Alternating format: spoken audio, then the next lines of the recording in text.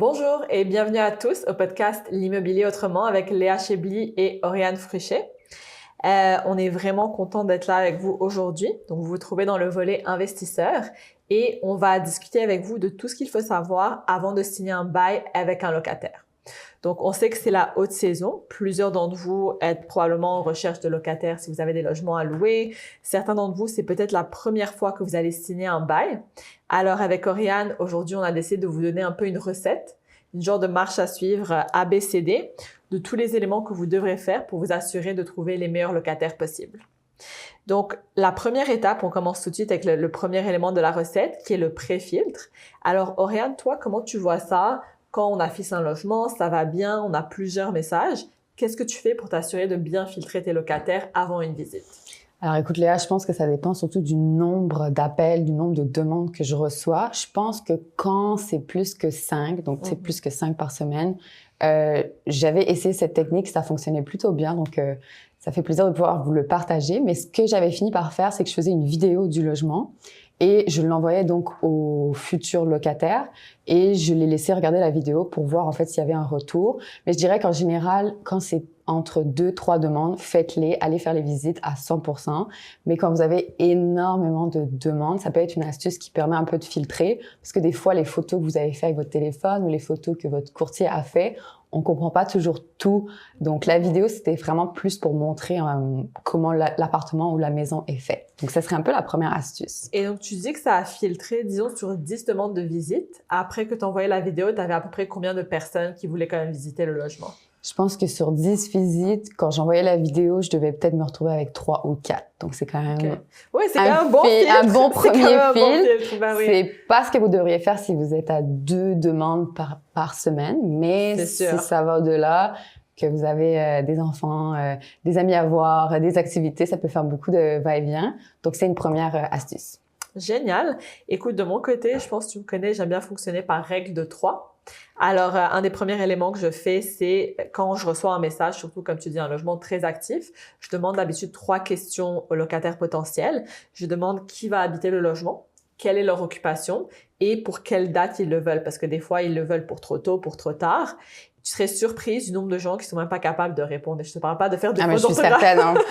C'est même pas une question de faute d'orthographe, c'est juste me dire, OK, ça va être moi et mon mari, on a 2 enfants, je suis infirmière, il est ingénieur. C'est juste vraiment avoir comme un petit portrait et aussi valider que les dates sont bonnes parce que sinon on perd son temps. Exact. Si les dates ne concordent pas. Et je t'aurais posé la même question, donc sur 10, une fois que tu as posé ces 3 questions-là, qu'est-ce que tu as après ce deuxième pré-filtre ou ce premier pré-filtre? Je te dirais à peu près la moitié. OK. Donc, la moitié d'entre eux, soit ne répondent pas vraiment à la question, ne savent pas comment y répondre, ou certains d'entre eux ne répondent même pas. Ils laissent le message sur seen, comme on dit, et il y en a environ 1 sur 2 qui va me répondre quelque chose de plus détaillé, qui me donne envie de lui faire visiter, justement. Donc là, c'est la première étape. Donc, vous disiez vraiment, c'était faire un pré-filtre pour vous assurer que les gens qui visitent le logement sont quand même des personnes intéressantes et intéressées.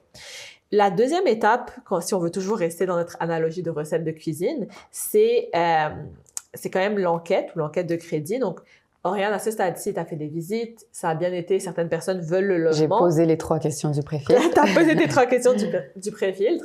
Concrètement, qu'est-ce que tu fais à ce stade-ci? Alors ça va vraiment être intéressant pour vous de noter ça. Je crois que tu utilises une différente enquête que moi, mais moi, en fait, je demande aux futurs locataires de compléter l'enquête Oligny-Thibaudot. Je pense que toi, tu en utilises une autre différente. J'aurais bien expliqué ce que cette enquête fait, mais j'aurais été curieuse de savoir si tu avais une autre enquête que tu utilisais. Donc moi, c'est Enquête Excellence. On veut quand même préciser à tout le monde que ce podcast n'est pas sponsorisé. On n'a pas de sponsor. On n'est pas sponsorisé du tout, mais je pense que les deux coûtent à peu près la même chose, autour de 55-60 $ par personne. Donc, explique-nous ce que ça fait, cette enquête. Exact. Donc, cette enquête, elle est assez rapide. Je pense en 24 ou 48 heures, vous allez avoir le résultat de votre enquête.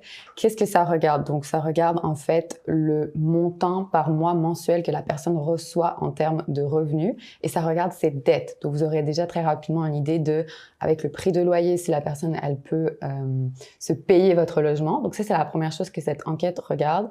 Elle regarde aussi, très important, les antécédents judiciaires. Et finalement, il y a quand même des limites à l'enquête. Je pense qu'il faut quand même les aborder. Je crois que ça t'était arrivé. Toi, tu avais quelque chose que tu proposais. Donc, je vous dirais, en fait, la limite principale, c'est souvent les nouveaux arrivants au Canada. Je dirais à beaucoup de gens qui viennent, qui ont des emplois, des contrats de travail. Il faut que tous ces gens soient logés, mais ils n'ont pas vraiment de score de crédit au Canada. Ils n'ont pas de dossier au Canada, pas de dossier d'emploi comme tel. Alors, j'ai créé un peu ce que j'appelle la formule nouveaux arrivants. Ce que je propose d'habitude à mes clients, c'est qu'on leur demande une copie du contrat de travail, parce qu'en général, ils viennent ici parce qu'ils ont un contrat de travail. Et je demande aussi une copie, un screenshot d'un compte bancaire, juste pour m'assurer que la personne sera capable de payer les premiers mois de loyer. Une fois qu'on a ces deux éléments, je pense que ça peut quand même valoir la peine de donner une chance à quelqu'un qui vient d'arriver ici. Et je ne sais pas si l'enquête que toi, tu proposais, elle a cet aspect aussi, mais il ne faut pas oublier, il y a aussi dans cette enquête Oligny-Thibodeau, peut-être la tienne, ils vont en fait confirmer et vont appeler les anciens locataires qui ont eu votre futur locataire pour avoir leur opinion. Est-ce qu'ils avaient bien payé dans les temps? Qu'est-ce qu'ils avaient pensé du locataire? Donc, je ne sais pas si toi, ça faisait partie... Oui, absolument. Okay. Je pense qu'ils font tout ça. C'est à peu près la même chose, le même service. Donc, c'est-à-dire on vérifie bien sûr antécédents criminels, antécédents auprès du TAL, score de crédit et propriétaire précédent. Je pense que ça fait vraiment partie du paquet. Et dans cet élément d'enquête de crédit ou de validation, peut-être que tu serais surprise de savoir qu'ils ne vérifient pas l'identité des personnes. Donc, c'est quelque chose que nous, en tant que courtière, on fait. À ce stade-ci, non seulement vous avez le droit, mais c'est fortement recommandé de demander de voir une pièce d'identité pour s'assurer que le locataire potentiel est bien la personne qu'il vous dit être. Donc, en fait, ce que tu expliques, c'est que les deux enquêtes, il faut en plus faire une vérification d'identité. Exactement. Okay. Alors là, dans notre recette magique, donc on a fait notre pré-filtre, on a fait l'enquête de crédit. Donc, si tout revient positif et que tout se passe bien et qu'on est d'accord de signer le bail, on veut quand même vous parler de certaines histoires qu'on a eues, avant de vous dire un peu la dernière étape qui est vraiment la signature du bail, de certaines histoires qu'on a eues qui étaient un peu plus délicates ou de petites astuces à avoir. Donc, Oriane, tu as eu un cas dans tes logements que tu mettais à louer, justement. Exactement. Donc, je pense qu'en fait, ce cas que je vais partager avec vous, ça fait juste mettre en lumière de l'importance de suivre une recette. Et en fait, ce qui s'était passé, c'est que j'avais fait la visite avec la dame. Ça s'était très bien passé. J'avais eu un très bon ressenti. Mais en fait, et justement, heureusement que je l'ai fait, je me suis pas arrêtée à une enquête de crédit ou je me suis pas juste arrêtée à cette vérification-là. Je suis allée un peu plus loin. Je t'ai pas arrêtée au feeling. Je me suis pas arrêtée au feeling. Je suis allée avec l'enquête Oligny-Thibodeau, justement, donc ou ton enquête. Et en fait, ce que ça m'a permis de voir, c'est qu'elle avait en fait des antécédents judiciaires quand même assez sérieux. Je dis pas que vous devriez pas louer à quelqu'un qui a des antécédents judiciaires. Je pense qu'après, ça dépend de votre propre jugement. Mais dans mon cas, c'était assez sévère, assez important. Donc, je suis vraiment contente que j'ai pu le voir. Ça m'a évité, je pense, beaucoup de casse-tête. Absolument. Puis moi, j'ai eu un cas un peu différent, mais quand même, ça vaut la peine d'en discuter avec nos auditeurs. C'était un logement au plateau que je louais pour 5 000 $. Donc, c'était une belle maison, toute rénovée. Mes clients ont mis beaucoup de temps et d'argent dedans. La locataire vient accompagnée d'une courtière. Donc, elle avait une courtière, tu te dis, bon, tout est beau. Elles me font une promesse de location, c'est-à-dire que la locataire voulait louer le logement. Et avant d'accepter, même s'il y avait une courtière de l'autre côté, je me suis dit, pour mes clients, je vais prendre quelques minutes pour vérifier.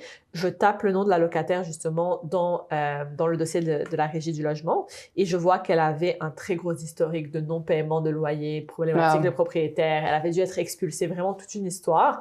Quand j'ai montré ça à mes clients, bien sûr, ils ont dit qu'ils voulaient pas aller de l'avant et ils étaient vraiment contents que j'ai fait la recherche. Je pense que c'est important de garder ça à l'esprit. En termes de paiement, Oriane, donc, est-ce que c'est toi qui payes l'enquête de crédit? Est-ce que tu demandes au locataire de le faire? Comment tu vois ça? Donc, ça, c'est une astuce que je pourrais partager avec vous. En fait, c'est ce que je fais. C'est, en fait, pour l'enquête de crédit, ce que je propose. Donc, je l'explique toujours d'emblée et puis c'est à la personne de décider si ça lui convient. Mais je lui dis qu'en fait, elle peut payer l'enquête de pré-filtre, d'Oligny-Thibodeau ou ton enquête, et que ce sera, en fait, déduit sur le premier mois du loyer. Donc, en fait, ça permet aussi de permettre ou de filtrer encore plus la personne qui est vraiment sérieuse ou non. Ouais. Et en général, justement, quelqu'un qui comprend ce que cette enquête va tenir compte, est à l'aise de le faire et elle le fera seulement si elle est sérieuse. Effectivement. Et ça vous évite de dépenser de l'argent pour rien vous-même. Donc, c'est très bon à savoir. Alors là, on a un peu fait la petite recette qu'on vous a fait suivre avec nous. Donc, le pré-filtre, l'enquête. là, tout revient beau, vous voulez signer le bail. Donc, on voulait quand même donner à nos auditeurs quelques éléments à savoir dans le bail et des protections additionnelles qu'ils peuvent prévoir qui sont tout à fait légales. Donc, la première, Oriane, on le demande toi et moi souvent, c'est l'assurance locataire, assurance responsabilité civile. De ton côté, comment tu vois ça? Donc, c'est ça. Justement, il faut normalement un montant jusqu'à 2 millions. C'est pas nécessairement obligatoire. Donc, par exemple, il y a certaines copropriétés qui vont vous laisser jusqu'à 1 million, mais c'est plus ce qu'on suggère. Donc, une assurance locataire et en fait, vérifier que dans cette assurance locataire, le montant est bien de notre suggestion à au moins 2 millions. C'est ça. Parce que concrètement, pour le bénéfice de nos auditeurs, ce que ça fait, c'est ça paraît beaucoup de millions, mais disons que si le locataire, par sa faute ou par inadvertance, met le feu à l'appartement, ouais, ça peut aller vite, ça monte vite en fait. Ça monte très vite. Et donc, cette assurance qui ne coûte pas si cher, donc 2 millions par mois, c'est environ 20-25 $, ça peut varier sur la compagnie d'assurance, ça permet de protéger votre bien immobilier jusqu'à 2 millions de $. Donc, très pertinent. Le deuxième élément, c'est que on demande, en tout cas moi, je demande toujours pour mes clients, le paiement du premier mois à la signature du bail. Au Québec, on n'a pas le droit de demander un dépôt. Donc, je pense que c'est bien de le préciser. Il y a certaines personnes qui oublient cette règle. Qui ignorent. Donc, fun fact, au Québec, les dépôts ne sont pas autorisés. Par contre, le seul montant que vous pouvez demander à l'avance, c'est le paiement du premier mois de loyer lors de la signature du bail. Donc, très bon à savoir. Et le dernier point que je veux vraiment souligner de mon côté, qui est très important pour nos auditeurs, surtout quand vous louez à plusieurs personnes. Donc, une, ce serait pas plusieurs personnes, mais 2 ou 3. Parfois, c'est des étudiants, parfois, c'est des colocataires. Il y a, à côté de la case de signature, ce qu'on appelle la clause de solidarité. Donc, si vous ne la cochez pas, chaque locataire est seulement responsable de sa portion de loyer et vous ne pouvez pas poursuivre un pour l'ensemble. Alors, je vous recommande vraiment de cocher cette clause, de s'assurer que tout le monde mette leurs initiales à côté. Comme ça, en cas de problématique, vous pouvez aller seulement après un locataire au lieu de devoir courir après tous les locataires. Maintenant, finalement, un point que plusieurs personnes connaissent, mais je pense que ça vaut quand même la peine de s'apaisantir dessus, la fameuse clause F. Oui, exact. Alors, Oriane, tu vas nous expliquer un peu de quoi il s'agit. Je vais vous expliquer ce que c'est et je pense que je rajouterais en fait que c'est très important quand vous êtes en train de remplir votre bail, d'avoir quelqu'un qui peut vous le relire. D'ailleurs, vous êtes toujours les bienvenus si vous nous écoutez aujourd'hui et que vous êtes en train de remplir votre bail, de nous l'envoyer pour relecture. Mais en fait, c'est ça. On a découvert qu'il y a des petites choses où les gens vont faire des erreurs parfois, dont celle que tu as mentionnée, parce que c'est en fait juste une méconnaissance. Mais celle que je voulais vous partager, c'est en fait c'est la case F. Donc, pour tout, en fait, ça a été changé dans la loi 31. Donc, le 21 février 2024, donc c'est très récent, tout le monde n'est pas nécessairement au courant. Mais ce que ça a changé, c'est que maintenant, pour tous les logements de 5 ans et moins, vous devez préciser le montant maximal auquel votre locataire va avoir tout le long de son bail. Donc, ça doit être écrit, ça doit être clair.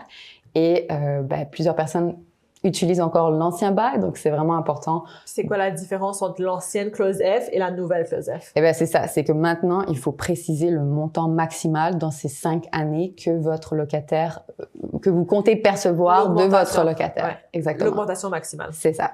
Ouais. Et si jamais, donc, imaginons qu'un de tes clients vient te voir, il a fait un bail, il a signé un bail récemment, mais il a coché la case F qui dit que c'est un logement prêt depuis moins de 5 ans, mais il n'a pas mis le montant de loyer maximal.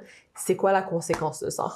Ben, c'est qu'on tombe dans l'ambiguïté, on tombe que probablement il va avoir un dossier au TAL. Donc, c'est pour ça, en fait, qu'on recommande vraiment d'aller chercher ce nouveau bail. Mais on est dans l'ambiguïté et effectivement, ça pourrait être un dossier au TAL. Exactement. Donc, je pense que c'est quand même des éléments vraiment à garder en tête. L'idée, en fait, qu'on voulait vous transmettre aujourd'hui, c'est que c'est important d'être prudent quand on signe un bail avec des nouveaux locataires. La très grosse majorité des locataires sont des gens très bien, il n'y a pas d'enjeu. Par contre, c'est sûr que, comme dans tous les domaines de la vie, vous pouvez rencontrer des personnes plus problématiques. Et c'est beaucoup plus facile de refuser de signer un bail avec des motifs légitimes et sérieux, comme toi tu l'avais fait à l'époque, que de se retrouver au TAL avec un locataire pour expulsion, pour non-paiement, etc. Donc être plus prudent, c'est toujours mieux que d'être le moins. Exactement. Donc, on espère que vous avez aimé ce podcast et on a hâte de vous retrouver au prochain épisode.